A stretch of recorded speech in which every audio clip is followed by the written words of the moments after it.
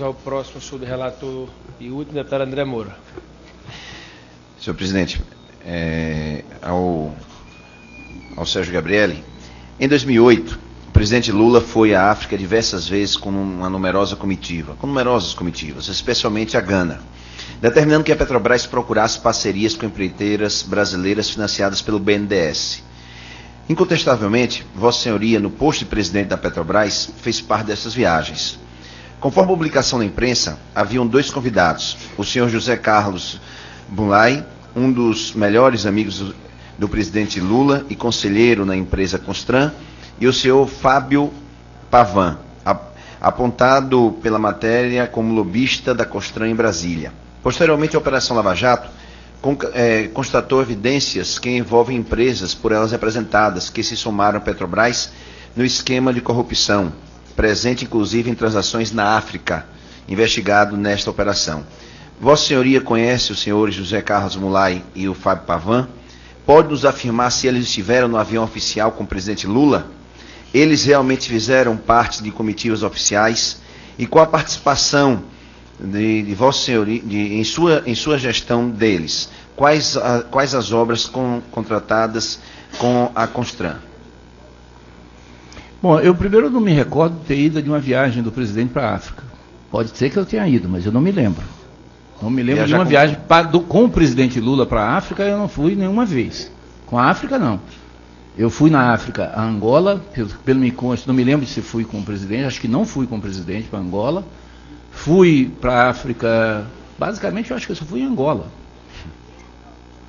Não me lembro de ter ido com o presidente para a África. Então eu não tenho condições de responder a pergunta do senhor, porque eu não me lembro de ter ido para a África com o presidente Lula.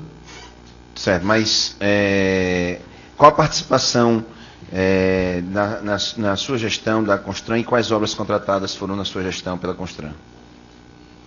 Não sei. Não sei. Tá, Vossa Senhoria omitiu informações, planilhas eletrônicas, memórias de cálculo para autoridades federais durante sua gestão frente à Petrobras, alegando sigilo. Qual seria a sua fundamentação para tal sigilo? Em primeiro lugar, esse processo foi um processo de discussão e de aprendizado mútuo entre a Petrobras e o TCU, porque, na verdade, o que se tinha é que havia a necessidade de você preservar a informação estratégica comercial da empresa. Isso significava, portanto, que você tinha que criar um procedimento entre a Petrobras e o TCU de que não houvesse vazamento dessa informação. Enquanto não se chegou a um acordo sobre a criptografia e sobre a forma de você criptografar a informação, essas informações foram distribuídas de forma que o TCU não gostaria de receber. Esse processo se transformou ao longo do tempo com a identificação de um mecanismo de criptografia que permitia, portanto, a troca de informações sem risco de vazamentos. Em certo momento, Vossa Senhoria resolveu enviar caixas com planilhas impressas para o TCU. Porém, em suas memórias de cálculo, por qual motivo houve tal omissão? Evitar a abertura de custos das plataformas para esse tribunal, para o TCU? Esta conduta é digna de um gestor probo e transparente? O senhor pode me explicar? Não, não houve isso. O que houve foi uma discussão com o TCU. Eu tive várias vezes no TCU, pessoalmente, conversando com os ministros do TCU. O que houve foi o seguinte: havia uma discussão sobre EVTR, os detalhes do estudo de viabilidade técnica e econômica, que envolvia decisões estratégicas da Petrobras e que nós achávamos que, para ser passado para o TCU, nós tínhamos que garantir mecanismos de controle do sigilo da informação para evitar que os nossos concorrentes tivessem acesso a essas informações. Isso é um procedimento de zelo com uma empresa que eu era o gestor. Zelo com isso. Isso não quer dizer omissão, nem quer dizer de boicote ao TCU. Nós passamos as informações de forma que o TCU não queria receber e, posteriormente, na medida que nós encontramos um mecanismo de passar essas informações, elas foram passadas. Zelo com memórias de cálculo, né, de custo de plataforma, né, sem memória de cálculo do custo de plataforma para o tribunal, não entendo isso como zelo, mas tudo bem. É uma posição de Vossa Senhoria. Mas Vossa Senhoria foi citado na delação premiada do senhor Pedro Barusco. Ele arrecadou, segundo ele, 97 milhões de dólares com as propinas. Em sua gestão, dentre as atribuições do cargo, estes atos improbos não foram detectados na sua gestão, porque era na gestão de Vossa Senhoria também que o Pedro Barusco atuou, não é? E então essa omissão, ela existiu ou ela não foi detectada esses atos improbos na sua gestão? Eu não posso aceitar que houve omissão. E não houve omissão nenhuma. Hoje, ao contrário, eu disse aqui que nós aumentamos a capacidade de investigação da auditoria, como órgão de controle, nós reforçamos as investigações da segurança empresarial, nós reforçamos, abrimos um canal de denúncias com a criação da ouvidoria, portanto, nós criamos todos os mecanismos que uma empresa pode fazer para descobrir e acompanhar o que estava acontecendo. Mas não conseguimos ver o que estava... Não descobrimos. Tanto é que nós não descobrimos. Tanto é que nós não descobrimos que, posteriormente à denúncia, milhares de horas homem e horas mulheres são dedicados especificamente a isso e até agora não se comprovou. Vide o que aconteceu aqui, anteriormente a meu depoimento, onde se constatou, todos os senhores constatou, que há muita ilação e falta de fundamento nas denúncias. Isso foi o que aconteceu no depoimento do nobre deputado Eduardo Cunha, poucas horas antes de mim. Após a venda dos blocos de exploração na África, por sinal um péssimo negócio para a Petrobras, havendo perdas bilionárias, somando-se ao fracasso da compra de Passadina, que segundo Vossa Senhoria foi um bom negócio, não sei para quem foi esse bom negócio, efetivamente Vossa Senhoria participou da estruturação de tais operações extremamente arriscadas. Por que não impediu esses tropeços nocivos ao país? Bom, a adjetivação, Vossa Excelência me permitir dizer que a adjetivação é a adjetivação do senhor, da Vossa Excelência. Porque eu não concordo com a adjetivação que o senhor está fazendo. Acho que o grande resultado da nossa gestão na Petrobras é positiva. Se alguns cometeram crimes, esses crimes têm que ser punidos e investigados pela polícia. Porque crime é questão de polícia. É polícia que investiga.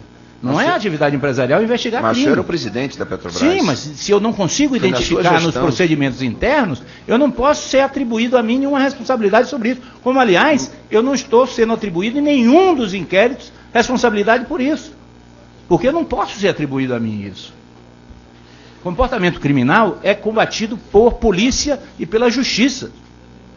Como ocorreram as contratações da Sete Brasil pela Petrobras? Foi por meio de concorrência pública, por carta convite? Houve efetiva concorrência? Os valores dos contratos são compatíveis às métricas internacionais? Os valores contratados foram compatíveis com os mercados internacionais. Foi feita uma licitação nos moldes da 2745 de carta convite para os concorrentes. Não foi concorrência pública. Senhor presidente, só para concluir só mais duas perguntas. Quem concebeu o modelo de contratações de navios, sondas e plataformas de perfuração da Petrobras que levou à criação da Sete Brasil? O modelo é um modelo construído coletivamente. Existiu um primeiro momento de várias experiências da Petrobras de projetos estruturados. Essa experiência de projeto estruturado vem de 1990, porque isso começou nas relações da Petrobras com o JBIC, que é o órgão de financiamento do desenvolvimento japonês. A Petrobras teve várias estruturas montadas com a estrutura japonesa. As SPS são formas de organização de projetos estruturados que crescem mais nos momentos em que os mercados financeiros ficam mais restritos. Isso é comum no mundo dos negócios. E a Sete Brasil não tem nada de excepcional no que se refere à sua estrutura.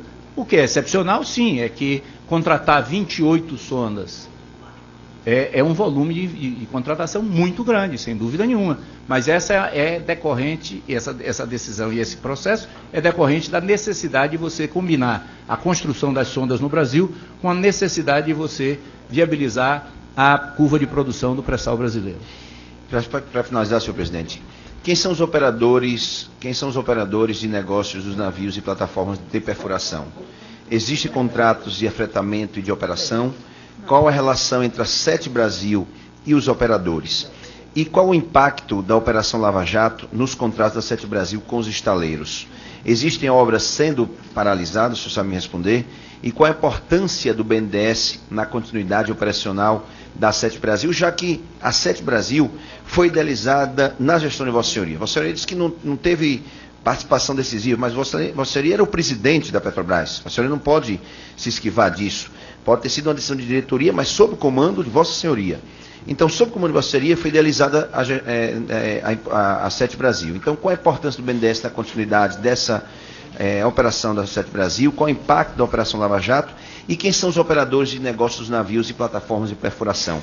Qual a relação entre a Sete Brasil e esses operadores? Bom, eu não posso falar sobre os impactos atuais da Sete Brasil com o Lava Jato, porque eu não estou acompanhando operacionalmente. Eu atualmente sou um professor aposentado da universidade. Minha atividade profissional é ser aposentado da Universidade Federal da Bahia.